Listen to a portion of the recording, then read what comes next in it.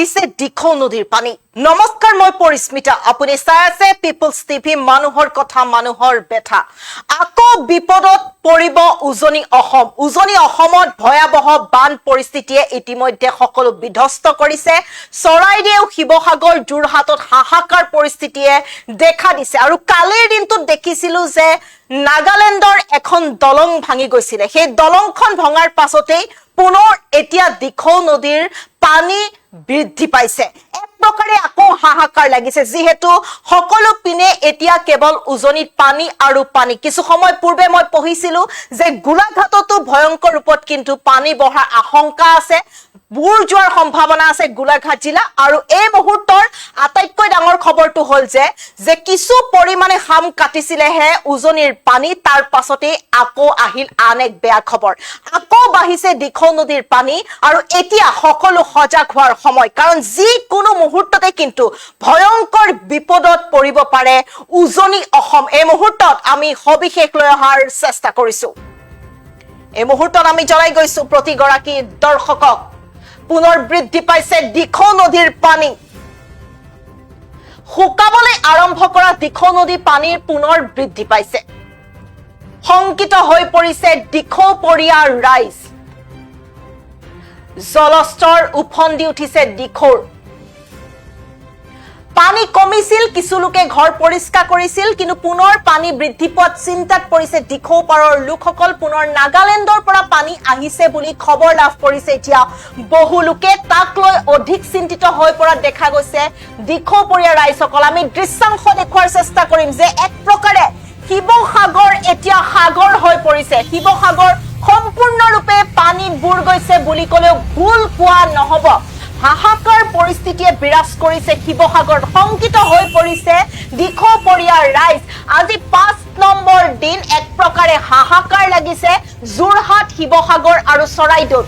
কিন্তু আজিৰ দিনটোতে যদি আমি চাওঁ যে বা কালিৰ দিনটো যদি আমি চাওঁ যে কিছু পৰিমাণে পানী হাম কাটিছিলে, কিছু পৰিমাণে পানী শুকাইছিলে, আৰু যিসকলে আশ্ৰয় শিবিৰত আশ্ৰয় লৈ আছিলে নাইবা ৰাস্তাত আশ্ৰয় লৈ আছিলে সেই লোকসকলে ঘৰমুৱা হৈছিলেহে মাথো।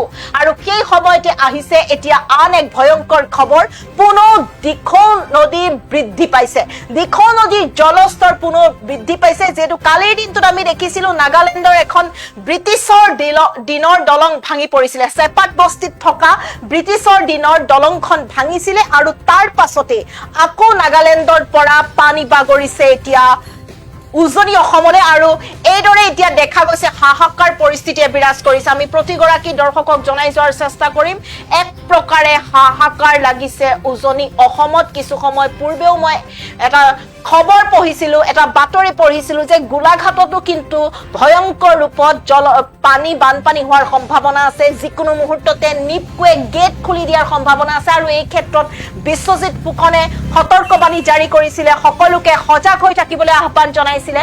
আৰু এই মুহূৰ্তত আন এক খবৰ আহিছে যে দিখৌ নদীৰ পানী এতিয়া বৃদ্ধি পাইছে, পুনৰ বৃদ্ধি পাইছে। দিখৌ নদীৰ পানী বৃদ্ধি পাইছে আৰু শংকিত হৈ পৰিছে দিখৌপৰীয়া ৰাইজসকল।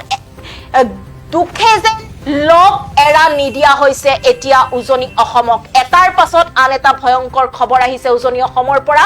বিশেষকৈ 3খন জিলা সম্পূৰ্ণৰূপে বানত বিধ্বস্ত হৈছে। যিসমূহ দুখ লগা দৃশ্য, সেই দৃশ্যসমূহ চালে আপুনি মই হয়তো ভাবিবলৈ বাধ্য হ'ম যে ভগৱাননো ইমান নিষ্ঠুৰ হ'ব পাৰেনে? কিমান আৰু সহ্য কৰিব? মানুহকেই চাব নে জীৱ জন্তুকেই চাব আপুনি? এক প্ৰকাৰে হাহাকাৰ, এক প্ৰকাৰে অভাৱনীয় পৰিস্থিতিয়ে বিৰাজ কৰিছে। আৰু কিছু পানী শুকোৱাৰ খবৰ আহিছিল আৰু তাৰ পাছত আন এক বেয়া খবৰ আহিছে যে পানী শুকাইছে বুলি ঘৰলৈ যিসকল লোক গৈছিলে তাৰ পাছত কিন্তু পুনৰ বৃদ্ধি পাইছে, আকৌ জলস্তৰ বৃদ্ধি পাইছে। দিখৌ নদীৰ জলস্তৰ বৃদ্ধি পাইছে। যিকোনো মুহূৰ্তত আকৌ হ'ব পাৰে ভয়াবহ পৰিস্থিতি। শিৱসাগৰৰ পৰা আমাৰ সাংবাদিক মুকুল গগৈ আছে। মুকুল গগৈ আমাক সবিশেষ জনাব। যি স্থানত উপস্থিত আছো এই স্থান হ'ল শিৱসাগৰ যি ষ্টেচন চাৰিআলি এইফালে বিজি ৰোড আৰু এইফালে যদি আপুনি চাই এই শিৱদৌল নাতি দূৰতে আছে শিৱদৌল। আৰু বৰ্তমান ইয়াত যি আপোনালোকে পৰিস্থিতি দেখিছে, নদীৰ দৰে ইয়াত সোঁত বৈ আহিছে, বিভিন্নজন ইয়াতে অহা যোৱা কৰি আছে। এজন মোৰ ব্যক্তি আহি আছে, নদীৰ দৰে পানী বৈছে, বহুত অসুবিধা হৈছে ইয়াত। আমাৰ শিৱসাগৰ টাউনৰ মাজত ইমান পানী এইবাৰ জীৱনত প্ৰথম দেখিছোঁ। এয়া চাওক, ৰেচন পাতি আনি আমি লৈ আহিছোঁ। ঘৰলৈ। পানী পূৰ্বতকৈ বাঢ়ি গৈ পানী বহুত বাঢ়িলে, কালিতকৈ বহুত পানী বাঢ়িছে। এয়া আহি আছোঁ, ইমান সোঁত যে ভাবিব পৰা নাছিলোঁ ইমান টাউনৰ মাজত এনেকুৱা সোঁত হ'ব বুলি। হয়, এয়া যি পৰিস্থিতি, এয়া যি পৰিৱেশ বৰ্তমান সময়ত মই দেখুৱাই আছোঁ, ইয়াত মই দেখাবৰ কাৰণে অনুৰোধ জনাম যে ইয়াত কি ধৰণেৰে কেনে এটা ধৰণেৰে ইয়াত পানী বৈ গৈছে, তীব্ৰ গতিৰে পানী বৈ গৈছে শিৱসাগৰ নগৰৰ দিশে। আৰু এই যি বিজি ৰোডৰ পৰা এই পানীখিনি বৈ আহিছে, এই পানী গৈ আপোনাৰ আমাৰ যি যমুনা আছে যমুনাত পৰিছে। যমুনাৰ পাছত এই পানীখিনিয়ে ওফন্দি উঠিছে। ওফন্দি উঠাৰ ফলত শিৱসাগৰ নগৰৰ বিস্তীৰ্ণ অঞ্চল বৰ্তমান সময়ত বানত বুৰ গৈছে আৰু বিভিন্নজন ইয়াতে অহা যোৱা কৰি আছে। ভণ্টি এক মিনিট মই ক'ৰ পৰা আহিলা তোমালোক? আমি ষ্টেচন চাৰিআলি চিলাৰে পদৰ পৰা আহিছোঁ। ঘৰ ক'ত? এটি ৰোড আৰু দিয়া যদি বেয়া নোপোৱা, ঘৰ ক'ত ক'লা? এইফালে কাটা চিংৰিজ। পানী কিমান হৈছে তাত? বহুত হৈছে, 1 আঁঠু। হয়, পানী যথেষ্ট পানী হৈছে ইয়াত বৰ্তমান সময়ত 1 আঁঠু পানী। আৰু এই পানীৰ বিভিন্নজনে অহা যোৱা কৰি আছে। উপায় নাইকিয়া হৈছে, উপায়বিহীন হৈ মানুহ ৰাইজসকল অহা যোৱা কৰিবলগীয়া হৈছে। দাদা ক'ত যাব আপুনি? আমিতো বেতবাৰীলৈ যাব লাগিছিলে, এতিয়া বেতবাৰীত এডিঙি পানী বুলিছে। এডিঙি পানী ঘৰৰ ভিতৰত। হয়, তেখেতসকলে ৰখিবৰ কাৰণে অসুবিধাৰ সন্মুখীন হৈছে। যথেষ্ট ইয়াতে পানী হৈছে, বিভিন্নজনৰ অসুবিধাৰ সৃষ্টি হৈছে। তীব্ৰ গতিৰে এই বৰ্তমান যি মই ষ্টেচন চাৰিআলি যি স্থানত উপস্থিত আছোঁ, এই স্থানত তীব্ৰ গতিৰে যি পানী বৈ আহিছে আৰু এই পানী শিৱসাগৰ নগৰৰ দিশে বৈ গৈছে। আৰু এই পানীয়ে শিৱসাগৰ যে বিস্তীৰ্ণ অঞ্চল বুঢ়াই পেলাইছে। ইতিমধ্যে হাহাকাৰ এক পৰিৱেশৰ সৃষ্টি হৈছে। ব্যৱসায়িক প্ৰতিষ্ঠানবিলাক বন্ধ হৈ পৰিছে। 1 আঁঠু পানী হৈছে। পুৱাৰ ভাগত কিছু সময় আগতে ইয়াত পানীৰ যি গতি কম আছিল, কিন্তু বৰ্তমান সময়ত পানী যথেষ্ট স্পীডত বৈ আহিছে। দাদা অকণমান ৰখিবৰ কাৰণে কম মই। আপোনাৰ ঘৰটো ইয়াতে ষ্টেচন চাৰিআলি। পানী বাঢ়ি গৈ আছে, অলপ কমিছে, অলপ কমিছে নে বাঢ়িছে পানী? এইপিনৰ পৰা বাঢ়ি আছে, সেইপিনে অকণ কম হৈছে। ইফালে কমিছে, এই ৰাস্তাটোৱে পানী বেছি গৈছে, বৈছে। এই ক'ত পানীটো ক'ত পৰিবগৈ? এইটো যমুনাত, যমুনাৰ দুইটা।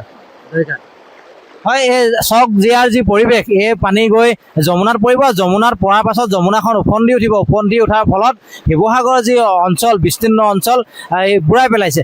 বিভিন্নজন আহিছে ইয়াতে, আপোনালোকে দেখিবলৈ সক্ষম হৈছে যে বিভিন্নজন ব্যক্তি আহিছে। এগৰাকী দাদা আহিছে। আপুনি ক'ৰ পৰা আহিলে চাইকেল লৈ ইমান পানী? হয়, চিলাৰে পথ। হয়, পানী কিমান হ'ল তাত? পানী আঁঠুৰ ওপৰত। ইয়াত পানী এনেকুৱা পানী কেতিয়াবা দেখিছিলে? নাই, এনেকুৱা পানী কেতিয়াও দেখা নাই। দেখা নাই। কি গতিৰে পানী বৈছে আপুনি চব? হয়, সাংঘাতিক অৱস্থা। কি ক'ব এতিয়া এইটো চৰকাৰৰ গাফিলতি বুলি ক'ব লাগিব নহয় জানো? খোৱা বোৱা কিবা নাই, একো নাই। পানীৰ অসুবিধা হৈছে? নাই, চব পানী আনিবলৈ গৈ আছে, পানী নাই, এটোপাল খাবলৈ পানী নাই। হয়, মই ইয়াত দেখাবলৈ চেষ্টা কৰিছোঁ। বটল আৰু এই গিলান লৈ তেখেতে পানী আনিবৰ কাৰণে এখন চাইকেল লৈ বৰ্তমান সময়ত ষ্টেচন চাৰিআলিত উপস্থিত হৈছে। আৰু পানী আনিব, ক'ৰ পৰা আনিব পানী এতিয়া সেই বৰিং ৰোডৰ পৰা আহিম। বৰিং ৰোডৰ পানী আনিব? তাত পানী আছে? কাৰোবাৰ ঘৰৰ পৰা বিচাৰিব লাগিব আৰু। ঘৰৰ পৰা বিচাৰি যাব।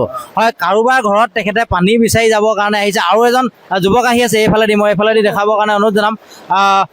দাদা 1 মিনিট ৰ'বচোন। ক'ৰ পৰা আহিলে আপুনি? মই টাউনৰ পৰা আহিছোঁ। পানী ভালেমান হৈছে, যথেষ্ট পানী হৈছে। ৰাইজৰ বহুত অসুবিধা হৈছে। ব্যৱসায়ীবিলাক, প্ৰতিষ্ঠানবিলাক চব বন্ধ হৈ গৈছে। হয়, বৰ্তমান সময়ত শিৱসাগৰ যি সামগ্ৰিক পৰিৱেশ মই দেখুৱাবলৈ চেষ্টা কৰি আছোঁ। শিৱসাগৰ যি ষ্টেচন চাৰিআলিত মই বৰ্তমান উপস্থিত আছোঁ। কেৱল এই ষ্টেচন চাৰিআলিয়ে নহয়, শিৱসাগৰ বিভিন্ন প্ৰান্ত এতিয়া পানীত বুৰ গৈছে। জেঙনিকটীয়া চাৰিআলিতো পানী যথেষ্ট আছে। বৰ্তমান সময়ত মই যি স্থানত উপস্থিত আছোঁ, এই স্থানত তীব্ৰ গতিৰে পানী শিৱসাগৰ নগৰৰ দিশে বৈ গৈছে। আপোনালোকে এই দৃশ্যসমূহ দেখিবলৈ সক্ষম হৈছে। 1 আঁঠু পৰ্যন্ত পানী। সিফালৰ পৰা কেইবাজনো যুৱক আহি আছে। আপোনালোকে মন কৰিলে গম পাব যে ইয়াত কি পৰ্যায়ত পানী বাঢ়িছে আৰু কেনেধৰণে পানী বাঢ়িছে। পুৱাৰ ভাগত ইয়াত পানী কিছু কম গতিৰে বৈ আছিল, আৰু এই বৰ্তমান সময়ত যথেষ্ট পানীৰ ইয়াৰ যি গতি যথেষ্ট বৃদ্ধি পোৱা পৰিলক্ষিত হৈছে। নানা মানুহৰ সমস্যা আছে। এজন ব্যক্তি আহিছে, লাখুটিলৈ তেখেতে আহিবলগীয়া হৈছে। দাদা, পানী কিমান বেছি বাঢ়ি গৈ আছে? বাঢ়িছে, এতিয়া বাঢ়া নাই বাৰু, এতিয়া অকণমান ৰখি গ'ল। ৰাস্তাটো যে পানী মানে সোঁতটো বহুত বেছি হৈ গ'ল। আজি বেছি হৈ গৈছে? বেছি হয় বহুত। কালি ইমান নাছিল? নাই, একেবাৰে নাছিলে, পাৰেই হোৱা নাছিলে, এতিয়া বহুত বেছি হৈ গ'ল। ক'ৰ পৰা আহি আছে পানীটো? এইখন এইফালে মথাউৰি ছিঙিছে, এইটো এই আমাৰ এইখন দলংখন, এই হেৰিখন ছিঙিছে, দৰিগা। এগৰাকী বাইদেউ আহি আছে। পানী কেনেকুৱা হৈছে আপোনালোকৰ? আমাৰ ঘৰতে সোমাইছে, পুৰা ঘৰত ভিতৰত চব বুৰি গ'ল, চব ৰুমে বুৰি গ'ল। আমি এতিয়া ওপৰতহে আছোগে। বস্তু বাহিনী ওপৰত তোলা হ'ল, বহুতখিনি তিতিলে, নষ্টও হ'ল, বহুতখিনি ধ্বংস হৈ গ'ল। মানে এতিয়া ল'ৰা ছোৱালীয়ে ভিতৰত থকাতে বহুত প্ৰব্লেম হৈ গৈছে। আৰু লাইট নাই? লাইট আজি 3 দিন হ'ল, ইনভাৰ্টাৰো বন্ধ হৈ গ'ল।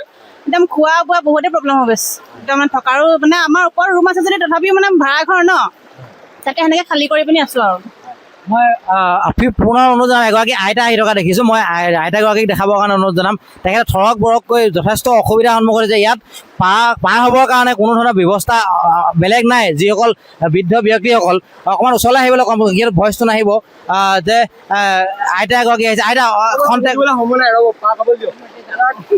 হয়, এতিয়া তেখেতসকলে উপায় নাইকিয়া হৈছে, যিহেতু পানীৰ যি ধৰণে পানী বৈছে তেখেতসকলৰ খং উঠি গৈছে, কাৰণ উপায় নাই, আমিও তাৰ যি পৰিৱেশ দেখুৱাব লাগিব। আইতাগৰাকীক ইয়াত নিবৰ কাৰণে কোনো ধৰণৰ ব্যৱস্থা নাই, প্ৰশাসনে ব্যৱস্থা ল'ব লাগিছিল, এই প্ৰশাসনে ব্যৱস্থা লোৱা নাই। আৰু এই আইতাগৰাকীক এজন যুৱকে লৈ গৈছে আৰু তেখেত খঙত গৈছে। এইখিনি মুহূৰ্তত দেখিবলৈ পাইছোঁ যে তেখেত যথেষ্ট খঙত গৈছে আৰু তেখেতে কথাবিলাক গালি পাৰি গৈছে যে ইয়াত কোনো ধৰণৰ ব্যৱস্থা নাই। ইয়াত অকল আপোনালোকে বাতৰি পৰিৱেশন কৰিছে, বাকী ইয়াত কোনো ধৰণৰ ব্যৱস্থা লোৱা নাই। প্ৰশাসনক দাবী, যদিও আমি বাতৰি পৰিৱেশন কৰা সময়ত প্ৰশাসনক দাবী উত্থাপন কৰি আহিছোঁ, কিন্তু এই প্ৰশাসনে ইয়াৰ গুৰুত্ব প্ৰদান নকৰাটো এক লক্ষণীয় বিষয়। আৰু প্ৰশাসনৰ গাতো আমি দোষাৰোপ কৰিব নোৱাৰোঁ। এইকাৰণে শিৱসাগৰ কেৱল এই অঞ্চলেই নহয়, শিৱসাগৰ বিস্তীৰ্ণ অঞ্চল ডুব গৈছে, বিভিন্নজনৰ মৃত্যু হৈছে, মৃত্যুৰ সংখ্যা বাঢ়ি গৈছে। খন্তেক সময় আগতে যি শিৱসাগৰ যি ষ্টেচন, ৰেলৱে ষ্টেচনৰ এজন যুৱকৰ মৃতদেহ উদ্ধাৰ হৈছে, তেখেতৰ মৃতদেহ মৰণোত্তৰ পৰীক্ষাৰ কাৰণে লৈ যোৱা হৈছে। আমি তাকো বাতৰি সম্প্ৰচাৰ কৰিছিলোঁ, আৰু তাত সেই ব্যক্তিজনৰ পৰিয়াল এতিয়া দুখত ভাগি পৰিছে। আৰু বিভিন্নজন শিৱসাগৰ নগৰত বিভিন্নজন এতিয়া আৰ্তনাদ, সকলোৰে এতিয়া এক মানে দুৰ্ভিক্ষৰ মাজত জীৱন কটাবলগীয়া হৈছে। ব্যৱসায়িক প্ৰতিষ্ঠান সকলো বন্ধ হৈ গৈছে। আৰু পৰৱৰ্তী সময়ত আমি ইয়াৰ যি পৰিৱেশ দেখুৱাই যাবৰ কাৰণে